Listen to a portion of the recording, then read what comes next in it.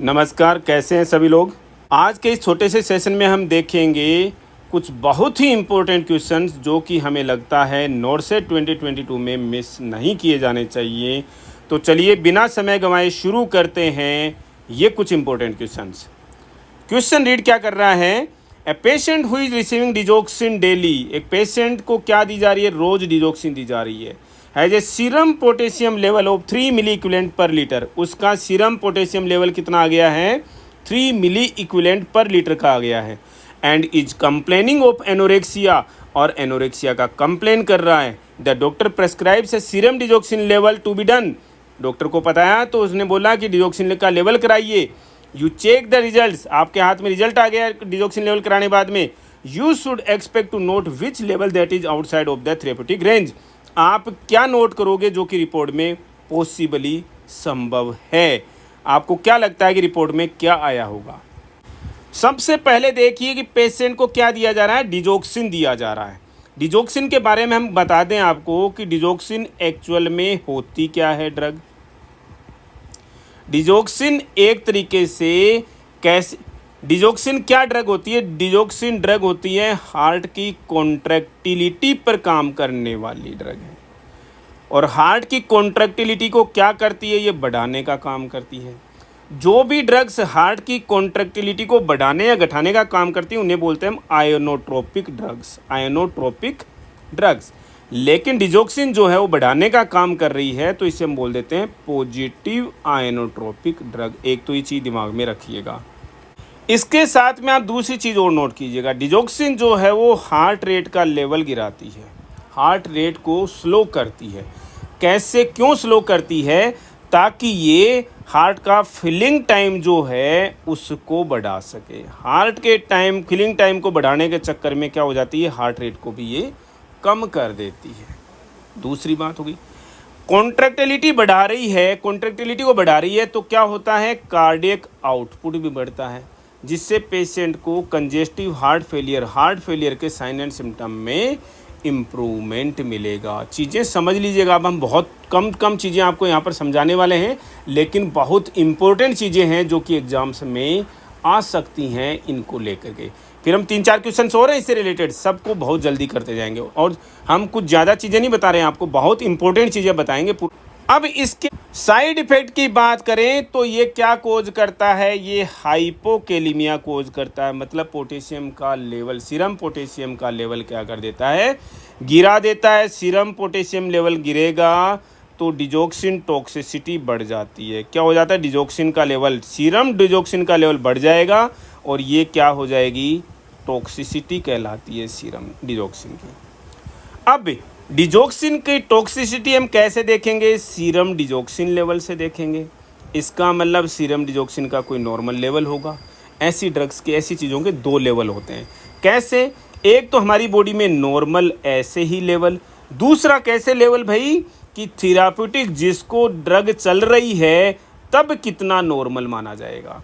तो नॉर्मल में हम देखेंगे 0 पॉइंट, ये ड्रग का लेवल भी बहुत इंपॉर्टेंट है भाई एग्जाम्स के हिसाब से। हम केवल हिंट दे रहे हैं, जिनको समझना है वो समझ जाइएगा कि हम क्या बोलना चाह रहे हैं। नोट सेट 2022 के हिसाब से 0.5 to 0.8 नैनोग्राम, ना कि मिलीग्राम, नैनोग्राम पर ml क्या है, नॉर्मल लेवल है। लेकिन जिसको ये ड्रग चल रही है उसमें नॉर्मल क्या है, 0.5 से लेकर के 2.0 नैनोग्राम पर ml नॉर्मल होता है। जिन पेशेंट्स में क्या चल रही है, डिजोक्सिन चल रही है, उनमें नॉर्मल है। कहने का मतलब टॉक्सिसिटी किसको बोलेंगे, डिजोक्सिन का लेवल 2.0 नैनोग्राम पर ml से ज़्यादा हो जाए तो वो टॉक्सिसिटी है। अब 1-2 और चीज़ें, टॉक्सिसिटी कैसे एग्जिबिट होगी, टॉक्सिसिटी का पता कैसे चलेगा, टॉक्सिसिटी का पता कैसे चलेगा कि टॉक्सिसिटी है। जीआई के सिम्टम्स आएंगे। अर्ली सिम्टम्स जो हैं वो क्या हैं भाई, जीआई सिम्टम्स हैं। जीआई में क्या, नोजिया, बहुत इंपॉर्टेंट है भाई, वोमिटिंग और एनोरेक्सिया, जिनमें से एनोरेक्सिया यहाँ पर एक लिखा हुआ है। जीआई सिम्टम्स आएंगे। लेटर सिम्टम्स में क्या आएंगे, न्यूरोलॉजिकल में क्या आएगा, ब्लड विजन, हेलोज, बताया हमने ऑलरेडी आपको हेलोज क्या होता है। क्वेश्चन कह रहा है कि डिजोक्सिन दे रहे थे तो पोटेशियम का लेवल क्या आ गया, 3 मिली इक्विवेलेंट पर लीटर आ गया। इसका मतलब डिजोक्सिन का लेवल क्या हो गया भाई, लेस देन नॉर्मल हो गया ना, 3.5 मिली इक्विवेलेंट पर लीटर से क्या हो गया, कम हो गया। इसका मतलब कम होने को क्या बोलते हैं, कम पोटेशियम लेवल को क्या बोलते हैं, हाइपोकेलीमिया। और हाइपोकेलीमिया हमने यहाँ पर बताया ऑलरेडी क्या है, इसका साइड इफेक्ट है। और अब इस किसको कोज करेगा हाइपोकेलीमिया, डिजोक्सिन टॉक्सिसिटी को कोज करेगा। किसको कोज करेगा, डिजोक्सिन टॉक्सिसिटी। डिजोक्सिन टॉक्सिसिटी के साइन सिम्टम्स में क्या होंगे कि सीरम लेवल जो है, सीरम डिजोक्सिन लेवल क्या होगा, आपको ज़्यादा क्या मिलेगा साइन सिम्टम, तो क्या लेबोरेटरी वैल्यू में मोर देन 2.0 नैनोग्राम पर ml मिलेगा। दूसरा एग्जिबिट करेगा सिम्टम्स किसके, जीआई के, जिसमें नोजिया, वोमिटिंग और एनोरेक्सिया। एनोरेक्सिया यहाँ पर लिखा हुआ है। आप क्या एक्सपेक्ट कर रहे हो, सीरम डिजोक्सिन लेवल 0.3 नैनोग्राम पर ml, ये तो कम हो गया तो गलत है। ये तो 0.5 नैनोग्राम पर ml नॉर्मल है, इसलिए ये भी गलत है। 0.8 नैनोग्राम पर ml ये भी गलत है, नॉर्मल लेवल है। टॉक्सिसिटी हमें लग रही है तो 2.5 नैनोग्राम पर ml यानी 2.0 से ज़्यादा एक्सपेक्टेड है, यही आंसर करेक्ट है। अब देखिएगा, इतना सिंप्लीफाई वे में हमने आपको ये क्वेश्चन बता दिया है और बहुत इम्पोर्टेंट है, इससे ज़्यादा आप खुद समझदार हैं। नेक्स्ट क्वेश्चन रीड कीजिएगा, बहुत ईजी है। अब चीज़ें मैंने आपको मैक्सिमम बता दी हैं यहाँ पर। Patient taking digoxin has a serum digoxin level of 4.2 nanogram पर ml, which medication should you anticipate the doctor will prescribe. हमने पिछले क्वेश्चन में बता देना चाहिए था, डिजोक्सिन टॉक्सिसिटी जब होती है तो इसका कोई एंटीडोट है क्या। यस, इसका एंटीडोट होता है digitalis binder fab antibody fragment, या इसको डिजी बैंड भी बोलते हैं। ये इसका एंटीडोट होता है, एंटीबॉडी इसको बोलते हैं। और यहाँ पर आप देख रहे हो सीरम डिजोक्सिन लेवल 4.2 आ रहा है, मोर देन 2.0 नैनोग्राम पर ml। बार बार हम आपको इसकी यूनिट बोल करके इरिटेट नहीं कर रहे हैं भाई, बताना चाह रहे हैं कि ये नैनोग्राम है ना कि मिलीग्राम। यहाँ पर क्या हो रहा है, डिजोक्सिन टॉक्सिसिटी हो रही है। डिजोक्सिन टॉक्सिसिटी के लिए इसका एंटीडोट दिया जाएगा, और एंटीडोट क्या होता है, डिजीबैंड, क्या होता है, digitalis binder fab antibody fragments. बहुत इंपॉर्टेंट है ये क्वेश्चन भी। द पेशेंट है diagnosed with CHF congestive heart failure, heart failure का पेशेंट है, टेकिंग डिजोक्सिन, डिजोक्सिन दी जा रही है। क्यों दी जा रही है भाई डिजोक्सिन उसको, क्यों, ताकि हार्ट फेलियर में हार्ट की कॉन्ट्रैक्टिलिटी ही नहीं है, कॉन्ट्रैक्टिलिटी कम होगी तो कॉन्ट्रैक्टिलिटी को बढ़ाने के लिए, ताकि हार्ट का कार्डियक आउटपुट भी बढ़ाया जा सके। और इसके लिए क्या दी जाती है, डिजोक्सिन दी जाती है। कैसी ड्रग होती है, कॉन्ट्रैक्टिलिटी को बढ़ाने वाली ड्रग होती है, तो पॉजिटिव आयनोट्रोपिक ड्रग बोलते हैं इसको, पॉजिटिव आयनोट्रोपिक ड्रग। अब डिजोक्सिन दी जा रही, which data indicates the medication is effective. इसका मतलब आप दे किस लिए रहे थे जी, CHF में दे रहे थे, हार्ट फेलियर में दे रहे थे। हार्ट फेलियर के सिम्टम्स क्या होते हैं, पल्मोनरी सिम्टम्स आते हैं, लंग्स में, लंग्स की साउंड जो क्लियर नहीं होती, क्रेकल साउंड्स आते हैं जी, क्रेकल से सुनाई देते हैं, पहली चीज़। दूसरी बात क्या होती है भाई, जुगुलर वेन डिस्टेंशन होता है, जुगुलर वेन जो है वो डिस्टेंडेड होती है। ये भी जो इम्पोर्टेंट है वो चीज़ें हम आपको बता रहे हैं जी यहाँ पर। तीसरा, आपको पेशेंट में पिटिंग एडिमा जो है वो नज़र आता है। मतलब डिजोक्सिन दी जा रही है, इन साइन सिम्टम्स में इंप्रूवमेंट आएगा, इसका डिजिटलिस काम कर रही है और यही पूछ रहा है आपको। तो देख लेते हैं यहाँ पर क्या कह रहा है, patients blood pressure, digitalis drugs का, डिजोक्सिन का बीपी से दूर दूर तक, मतलब ठेठ तक भी कोई रिलेशन नहीं है। पलासरा से ठेठ की दूरी माप लोगे ना आप, तो भी रिलेशन नहीं है इसका, तो दूर दूर तक रिलेशन नहीं है, देखते ही क्रॉस मार देना। Patients apical pulse is regular, patient की एपिकल पल्स को रेगुलर करने के लिए नहीं देते हम। आप यहाँ पर कंफ्यूज मत होना। एक चीज़ और बता देते हैं, डिजोक्सिन दे रहे पेशेंट्स में एपिकल पल्स देखी जाती है, और वो भी कौन सी देखी जाती है, एपिकल पल्स। अगर लेस देन 60 पर मिनट है तो डिजोक्सिन नहीं दी जा सकती, या डिजोक्सिन देते रहने के बाद में आ गई तो डिजोक्सिन को विद होल्ड करना पड़ेगा, ध्यान में रखिएगा। अब यहाँ पर एग्जामिनर आपको कंफ्यूज करना चाह रहा है कि पेशेंट की एपिकल पल्स जो है ना रेगुलर हो गई तो डिजोक्सिन काम करेगी। पहली बात तो भाई वो ब्रेडिकार्डिया कोज करती है, दूसरी बात वो काम नहीं है, उसका साइड इफेक्ट है। किस चक्कर में? हार्ट की फिलिंग टाइम को बढ़ाने के चक्कर में, ठीक है ना। तो ये कम हो रहा होता तो हम इसको ये मानते हैं कि भैया ये काम करने ना करने से नहीं, इसका साइड इफेक्ट हो रहा है, ठीक है। तो इसका भी दूर दूर तक रिलेशन नहीं है।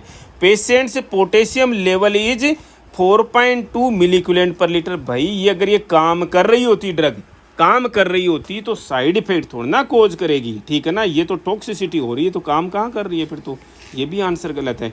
Patient's lungs are clear bilaterally, मतलब पेशेंट के क्रेकल्स जो आ रहे थे CHF में वो सुनाई नहीं दे रहे, बायलेटरली दोनों के दोनों लंग्स जो हैं, बायलेटरल लंग साउंड जो है वो क्लियर सुनाई दे रहा है, नॉर्मल हैं। तो इसका मतलब ये दवाई काम कर रही है। बहुत ज़्यादा इम्पोर्टेंट क्वेश्चन है। अगर ये प्रश्न आपको एग्ज़ाम में मिल जाते हैं तो एक बार के लिए नर्सिंग स्मार्ट को याद कीजिएगा, जो 5-7 क्वेश्चन हमें भी हम आपको बताने जा रहे हैं। नेक्स्ट क्वेश्चन देखिएगा, you are preparing to administer digoxin to a patient diagnosed with CHF के पेशेंट में आप डिजोक्सिन देने जा रहे हो। Which area should you assess prior to administering the medication. पिछले ही क्वेश्चन में हमने बताया कि जब कभी भी डिजोक्सिन शुरू की जाती है उससे पहले पेशेंट की पल्स का असेसमेंट होना चाहिए। पल्स भी कौन सी? Apical pulse. और पूरे 1 मिनट के लिए, ऐसे भी नहीं कि भी 30 सेकंड देख लिया फिर डबल करके या 15 सेकंड देख करके 4 गुना कर दिया, पूरे 1 मिनट के लिए लेस देन 60 पर मिनट से हैं तो डिजोक्सिन नहीं दी जाएगी। तो ऑब्वियस सी बात, अब आपको यहाँ पर बोल दिया कि भी आपको ये देखना है, क्या देखनी है? एपिकल पल्स देखनी है। अब एपिकल पल्स देखने से पहले you assess prior to administering the medication. Apical pulse का एरिया कहाँ पर है जी? पहली बात तो ये ए जहाँ पर दिखा रखा है राइट साइड है, एपिकल पल्स इधर नहीं होती। सेकंड इंटरकोस्टल स्पेस है, राइट साइड का सेकंड इंटरकोस्टल स्पेस है। यहाँ पर किसको सुना जाता है? कमेंट बॉक्स में लिख करके बताइएगा। हमने बता रखा ऑलरेडी आपको। एब्डोमेन याद होनी चाहिए चीज़ें आपको। 5 पॉइंट जो होते हैं ऑस्कुल्टेशन के वो क्या क्या हैं वो आपको पता होने चाहिए। इनमें से ए वाला एओर्टिक एरिया जो है, एओर्टिक वाल्व के लिए। बी सेम लेवल पर और सेकंड इंटरकोस्टल स्पेस है लेकिन लेफ़्ट साइड में है, यहाँ पर भी नहीं सुना जाता। सी फोर्थ इंटरकोस्टल स्पेस है, यहाँ पर भी एपिकल पल्स नहीं सुनी जाती। डी जो है एपिकल पल्स कहाँ सुनी जाती है भाई? 5th इंटरकोस्टल स्पेस में मिड क्लेविकुलर लाइन पर सुनी जाती है। तो आंसर आपका यही करेक्ट होगा। कौन सा? डी। डी में डी, मतलब एपिकल पल्स आपको सुननी है और वो कहाँ पर है? इस पॉइंट डी पर है। तो आंसर क्या करेक्ट हो गया? डी। नेक्स्ट क्वेश्चन रीड कीजिए, you are giving instructions to a patient who is beginning therapy with digoxin. आप ऐसे पेशेंट को इंस्ट्रक्शन दे रहे हो जिसको डिजोक्सिन थेरेपी शुरू करने जा रहे हैं।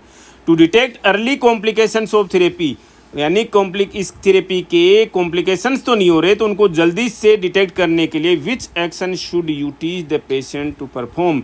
आप पेशेंट को क्या बताओगे कि आपको क्या करना है, ठीक है ना, कि जल्दी से आपको पता चल जाए।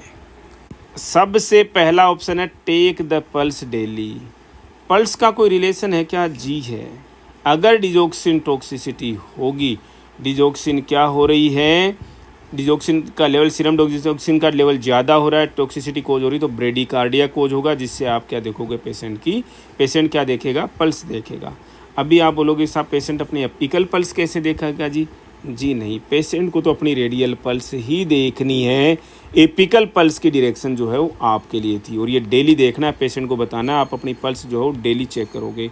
ऑप्शन करेक्ट दिख रहा है हमें कि अर्ली सिम्टम्स, अर्ली जो डिटेक्शन है वो इसी से हो जाएगा। साथ में नोजिया हो गया, वोमिटिंग हो गया, एनोरेक्सिया हो गया, ये सिम्टम्स हैं। हेलोज जो हैं ये लेट सिम्टम्स हैं, ये भी दिखेंगे। लेकिन अगर वो इनमें से नज़र आ रहे हैं तो हम देख लेते हैं वो भी। ऑप्शन को होल्ड कीजिएगा। दूसरा ऑप्शन है have electrolyte levels drawn weekly. Electrolytes का लेवल जो आप देखोगे तो पेशेंट नहीं ले सकता, इलेक्ट्रोलाइट्स का लेवल है वो देखा जाएगा। लेकिन इलेक्ट्रोलाइट्स के लेवल देखने से पहले आपको सिम्टमेटिकली पता लग जाएगा क्या पल्स कम आ रही होगी, या फिर क्या हो रहा होगा भाई, हाइपोकैलेमिया हो रहा है। तो मतलब आप ये इलेक्ट्रोलाइट्स का लेवल क्यों देखना चाह रहे हो, आप इलेक्ट्रोलाइट्स का लेवल क्यों देखना चाह रहे हो, इलेक्ट्रोलाइट्स का लेवल क्यों देखना चाह रहे हो, यहाँ पर पोटेशियम, यही दिमाग में आ रहा है ना। और पोटेशियम का क्या कि कहीं कम तो नहीं हो गया, मतलब हाइपोकैलेमिया तो नहीं हो गया।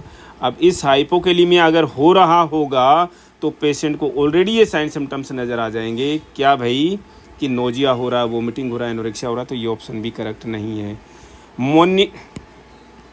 Monitor the blood pressure once a week, already हम बता चुके हैं ब्लड प्रेशर का डिजिटली ड्रग से दूर दूर तक रिलेशन नहीं है, पड़ासरा से लेकर के ठेठ तक कोई रिलेशन नहीं है। Measure the weight each morning before breakfast, intake out weight बढ़ाती है क्या, इसका भी कोई रिलेशन नहीं है। ऑप्शन फर्स्ट ही करेक्ट है। क्या पल्स आपको डेली लेनी है, ब्रेडिकार्डिया हो रहा है, इसका मतलब टॉक्सिसिटी हो रही है, फिर सीरम इलेक्ट्रोलाइट्स चेक कराने हैं आपको। नेक्स्ट क्वेश्चन देखिए, paediatric patient with ventricular septal defect, ventricular septal defect VSD का नाम सुना होगा, रिपेयर किया गया, is placed on A maintenance dose of digoxin, digoxin की मेंटेनेंस डोज पर उसको ले लिया गया, डिजोक्सिन की मेंटेनेंस डोज पर उसको ले लिया गया है। The dose is eight milligram, the dosages is eight microgram per kilogram per day, यानी कि डोज क्या है 8 microgram per kilogram per day के हिसाब से। And the patient's weight is 7.2 kg, patient का वेट कितना बता दिया भाई 7.2 kg।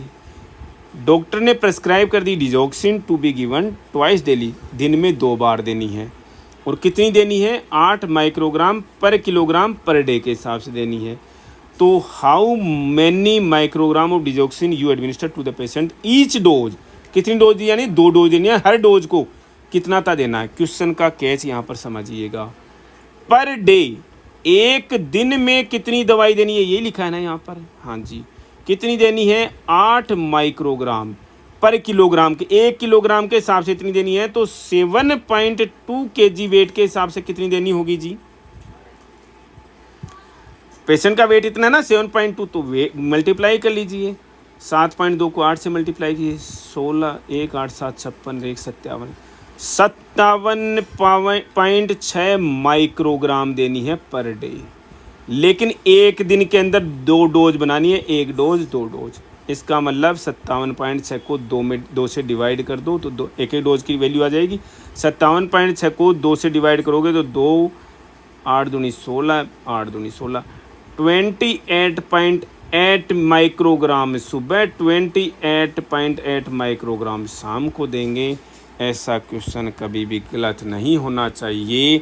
और इतना सिंपल क्वेश्चन डोजेज से रिलेटेड हमने आपको इसीलिए बताया है। ये तो यहाँ पर कम से कम ऑप्शंस कंफ्यूजिंग नहीं है, अदरवाइज ऑप्शंस में 57.6 और लिखा आ जाता तो आप वहीं पर कंफ्यूज हो जाते हैं। Next question, you monitor a patient receiving digoxin for which early manifestation of digoxin toxicity. आप पेशेंट को मॉनिटर कर रहे हो जिसको डिजोक्सिन दी जा रही है, और कौन सा अर्ली मैनिफेस्टेशन है डिजोक्सिन टॉक्सिसिटी का। हमने ऑलरेडी बताया डिजोक्सिन टॉक्सिसिटी कैसे पता लगेगी, अर्ली मैनिफेस्टेशंस कौन से हैं, नोजिया है, वोमिटिंग है, पता रखना जीआई सिम्टम्स जो हैं, डिजोक्सिन जीआई सिम्टम्स, और एनोरेक्सिया, ठीक है जी। और लेट सिम्टम्स में क्या आता है, विजुअल डिस्टर्बेंसेज, हेलोज, हेडेक वगैरह सारे आते हैं, फेशियल पेन भी आता है, हेडेक भी आता है, और फोटोफोबिया भी आता है, येलो कलर परसेप्शन भी आता है जिसको आप हेलोज बोलते हो, ठीक है ना। लेकिन अर्ली मैनिफेस्टेशंस में कौन है, एनोरेक्सिया है। पेशेंट का अगर आप सीरम डिजोक्सिन लेवल करा के देखोगे तो मोर देन 2.0 नैनोग्राम पर ml से ज़्यादा मिलेगा। पेशेंट का सीरम पोटेशियम लेवल करा के देखोगे तो लेस देन 3.5 मिली इक्विवेलेंट पर लीटर से कम मिलेगा, समझ लीजिएगा।